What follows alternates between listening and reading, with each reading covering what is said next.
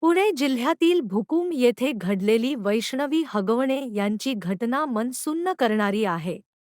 अवघ्या 24 वर्षांच्या वैष्णवीचा मृतदेह 16 मे रोजी तिच्या सासरी गळफास घेतलेल्या अवस्थेत आढळला. हे प्रकरण महाराष्ट्रात चर्चेचा विषय बनले आहे. या प्रकरणात वैष्णवीच्या सासरच्या मंडळींवर गंभीर आरोप आहेत. पती शशांक हगवणे, सासू लता, सासरे राजेंद्र, दीर सुशील आणि नंद करिश्मा यांच्यावर गुन्हे दाखल झाले आहेत. त्यांच्यावर हुंडाबळी, आत्महत्येस प्रवृत्त करणे आणि शारीरिक छळ केल्याचा आरोप आहे.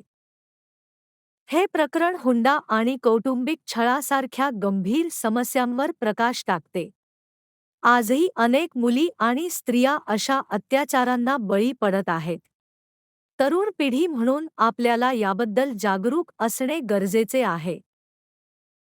हुंडा घेणे किंवा देणे हा कायद्याने गुन्हा आहे. पण त्याहून महत्त्वाचे म्हणजे ही एक सामाजिक विकृती आहे.